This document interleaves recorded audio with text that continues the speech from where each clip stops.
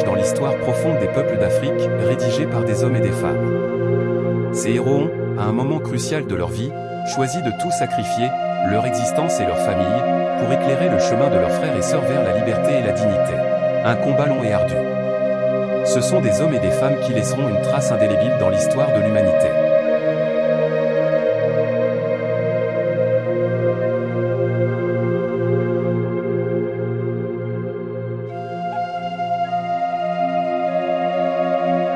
Mariam Abba, le combat d'une militante.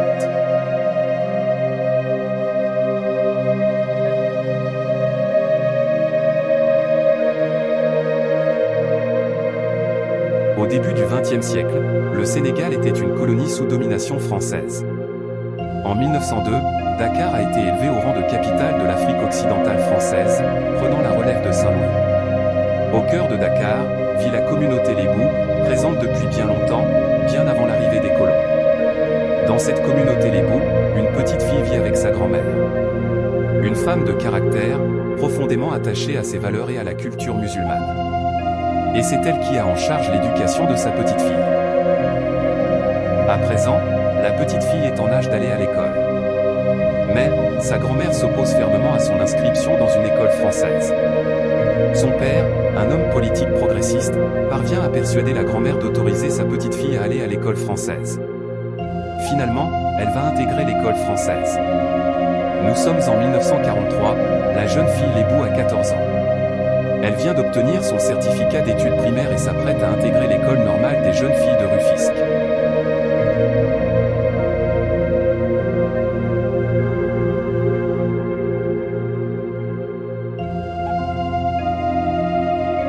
Cette jeune fille Lébou, éduquée par sa grand-mère, qui refusait de l'envoyer à l'école française, obtiendra son diplôme d'institutrice à la sortie de l'école normale des jeunes filles de Rufisque.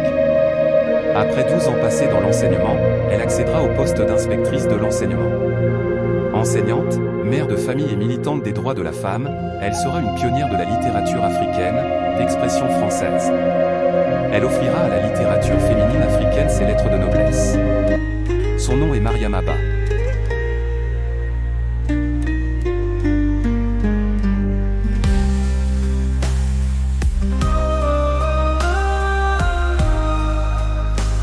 Mariam Abba, la petite fille que sa grand-mère refusait d'envoyer à l'école française, est née le 17 avril 1929 à Dakar.